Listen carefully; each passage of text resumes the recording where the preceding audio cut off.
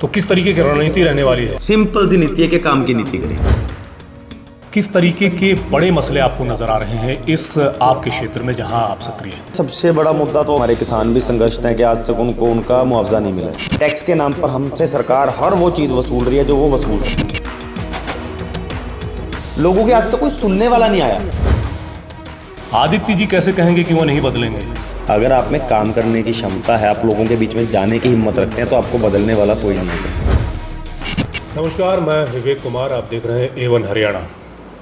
एक युवा नेता हमारे बीच हैं। जाखल मंडी में इस वक्त हमारी मौजूदगी है और एक तरह की खुशखबरी हम कहेंगे कि इस युवा चेहरे को मिली है और नुमाइंदगी इस क्षेत्र से होने जा रही है आम आदमी पार्टी की ओर से। एक चेहरा ऐसा है जो सामाजिक रूप से लोगों के बीच में अपनी अलग पहचान रखता है। हर तरह के सामाजिक कार्यों में इनकी उपस्थिति हमेशा देखने को मिली है। आदित्य बंसल जी, बहुत बहुत स्वागत। बहुत बहुत धन्यवाद विवेक जी।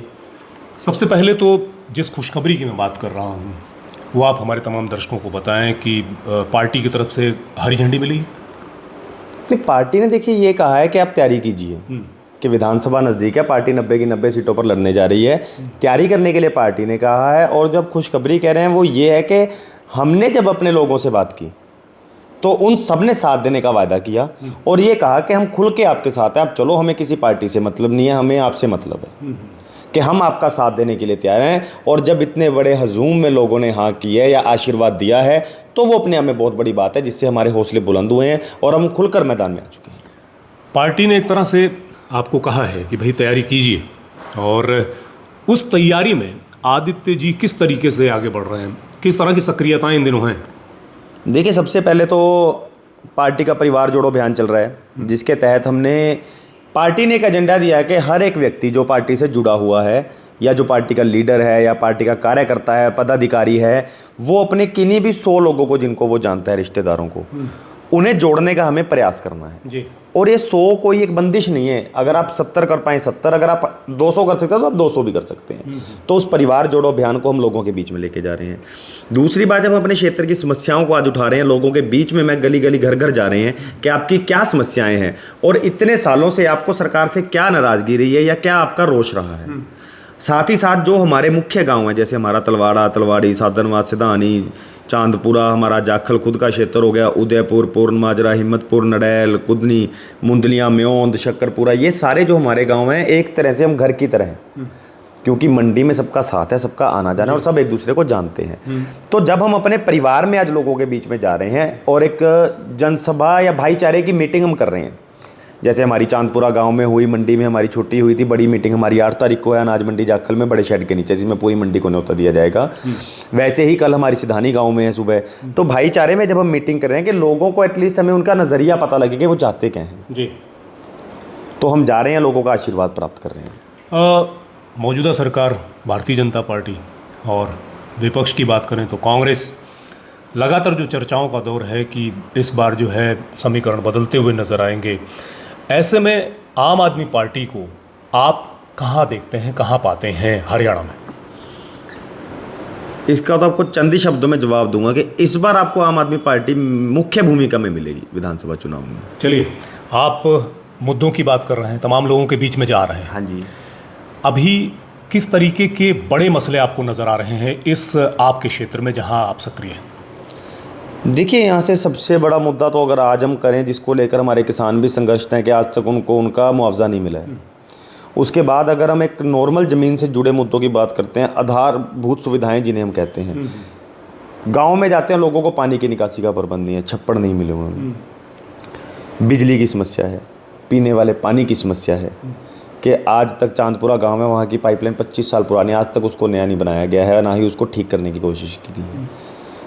माताओं बहनों ने अगर कहीं से आना जाना हो तो उनके लिए बस की सुविधा नहीं है कि अगर उनके गांव में कोई, उनका घर में कोई आदमी नहीं है उन्हें लेके जाने वाला और उन्हें कोई मंडी में काम है, आना जाना है, तो वो नहीं आ जा सकते, उनके लिए कोई साधन नहीं है। सड़कें टूटी पड़ी हैं चारों तरफ। टैक्स के नाम पर हमसे सरकार हर वो चीज़ वसूल रही है जो वो वसूल सकती है। गाड़ी या बाइक लो, उस पर रोड टैक्स दो पहले, रजिस्ट्रेशन टैक्स दो, उसके बाद सड़क पे चलते हैं तो टोल टैक्स दो। उसके बावजूद अगर आज सड़क नहीं बन पा रही और अगर आपने सीट बेल्ट नहीं पहनी, हेलमेट नहीं पहना, तो आप मोटे मोटे चालान सरकार को दे रहे हो। क्या सरकार को ऐसी कोई नियम नहीं लाना चाहिए कि जो सड़क में गड्ढे हैं उसका भी कोई चालान किया जाए, ताकि लोगों को सुविधाएं मिल सके? लोगों का पैसा है जनाब, आज तक लोगों की सुनवाई नहीं हुई है। सबसे बड़ी समस्या जब मैं आपको बताऊं लोगों के बीच में, आपको हैरानी होगी जानकर के, लोगों के आज तक कोई सुनने वाला नहीं आया। हर कोई उनके बीच में गया, भाषण देकर चला गया। मैं जब लोगों के बीच में जा रहा हूं तो उसमें हम जब लोगों से बैठकर बात करते हैं, स्पेशली हमारी माताओं बहनों से, तो उनके बीच में गुस्सा है, रोष है। वो भड़ास निकालते हैं 10-15 मिनट ना अपनी, कि ये नहीं हुआ, वैसे नहीं हुआ, मंत्री वोट मांग के चले गए, हमारे साथ ये धक्का कर दिया, वो कर दिया, फलाना आदमी का सब कुछ।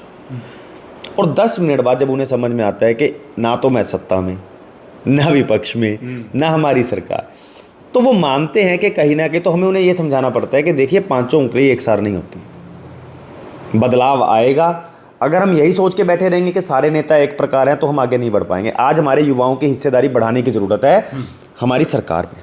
आदित्य जी, अक्सर देखा ये जाता है कि भाई जब चुनाव का दौर होता है उस वक्त तमाम नेता लोगों के बीच पहुंचते हैं, वोट की अपील करते हैं, कहते हैं हमें मौका दीजिए, उसके बाद हम ये कर देंगे, वो कर देंगे। आदित्य जी कैसे कहेंगे कि वो नहीं बदलेंगे? क्योंकि ये कहते हैं कि राजनीति एक ऐसा दलदल है जहाँ जाने के बाद कहीं ना कहीं रंग में रंग बदल ही जाता है। आप क्या कहना चाहेंगे? इसके लिए आपको कई उदाहरण दूंगा। जैसे आप स्पष्ट तौर पर देखिए, देवीलाल जी हरियाणा में रहे, सबके चहीते थे वो नेता, चाहे वो किसी पार्टी के थे। अगर आप में काम करने की क्षमता है, आप लोगों के बीच में जाने की हिम्मत रखते हैं, तो आपको बदलने वाला कोई नहीं आ सकता। आप नितिन गडकरी जी को लीजिए, बीजेपी में है, क्या कार्य नहीं कर रहे हैं वो। आप जीरो हेटर्स हैं उनके, जीरो हेटर्स। ऐसे और बहुत से उदाहरण हैं हमारी हिस्ट्री में। आप देखिए कितने बड़े बड़े नेता हुए, दिग्गज नेता हुए हैं। आप अपनी पार्टी के किसी नेता का नाम ले लेंगे? हाँ जी, अपनी पार्टी का तो फिर वो आ जाएगा ना, क्या आप कहोगे कि आपकी पार्टी है, आप तो बोलोगे अपनी पार्टी के बारे में, तभी हमने उदाहरण दूसरों के दिए हैं। अपने घर में हम पता है कि क्या है क्या नहीं है। लोग कहेंगे कि आप भगवंत मान जी की तारीफ कर रहे हैं, आप संदीप पाठक की तारीफ कर रहे हैं, आप संजय सिंह की तारीफ कर रहे हैं, क्या बात करते हैं आप। संजय सिंह जी को बोलते हुए देखिए, कभी सदन तक कांप उठता है उनकी आवाज़ से।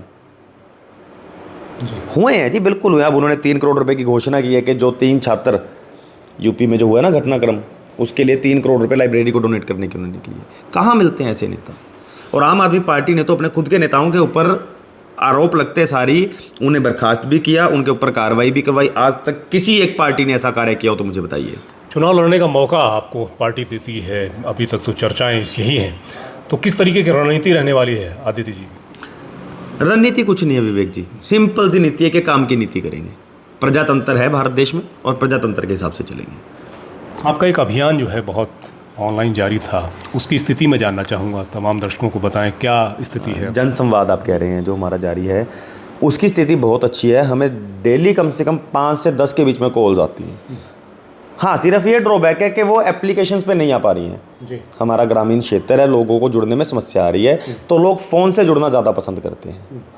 आज जहाँ तक मुझे मालूम है कि ऐसी कोई जगह नहीं है जहाँ पर मैंने अपना नंबर ना दिया हो या पर्सनल नंबर। आज तक लोग अपना पर्सनल नंबर देने में हिचकिचाते हैं, मगर मैं ये कहना चाहूँगा कि पूरे विधानसभा टोहाना में आप कहीं भी देखेंगे, अगर मेरा आपको कोई भी एक चीज़ लगी मिलेगी, उस पर आपको मेरा पर्सनल नंबर लिखा हुआ ज़रूर मिलेगा। तो लोगों को जुड़ने में भी मज़ा आता है, लोगों को बात करने में भी मज़ा आता है, और लोग अपनी शिकायतें भी बताते हैं कि क्या बात है क्या नहीं है। तो डेली के 5 से 10 फ़ोन आते हैं जिसमें शिकायतें होती हैं लोगों की, और हम उसे ठीक करने का आप कह सकते हैं, जैसे भी हम जो भी प्रयास कर सकते हैं। देखिए, कोशिश हम हर कार्य के लिए करते हैं। बिल्कुल। टोहाना विधानसभा की जहाँ तक बात है, उसमें एक चेहरा, एक नाम बड़ा चर्चाओं में है आजकल। धार्मिक अनुष्ठानों के साथ लोगों को यात्राएं करवाई जा रही हैं, और कहते हैं कि जीत के दावों की भी बात की जा रही है। उस नाम को लेकर के आपका मंतव्य क्या कहना चाहेंगे? देखिए, जो कार्य आज किए जा रहे हैं, मैं तो ये कहूँगा 4.5 साल बाद क्यों किए जा रहे हैं, पहली बात जी। दूसरी बात, आपको ये करने की ज़रूरत नहीं है। आप नेता हैं, आप हॉस्पिटल्स को ठीक करवाइए, आप यहाँ पे डॉक्टर्स लेकर आइए, आप लोगों को रोज़गार के साधन उपलब्ध करवाइए, उनकी ज़रूरतों को पूरा कीजिए, लोगों को इतना सक्षम बनाएं कि वो अपनी जेब से, अपने खुद के पैसों से तीर्थ यात्रा पर जा सकें। और ये तो हमारे धार्मिक ग्रंथों में भी लिखा गया कि जब तक कोई तीर्थ यात्रा आप अपने पैसों से नहीं करते, वो आपको फल नहीं देती। आदित्य जी, आखिर में जो है तमाम जो दर्शक आपको देख पा रहे हैं, उन्हें ये बताएं कि यदि आपको मौका मिला और आप यहाँ से जीत करके आते हैं, प्रायोरिटी क्या रहने वाली है?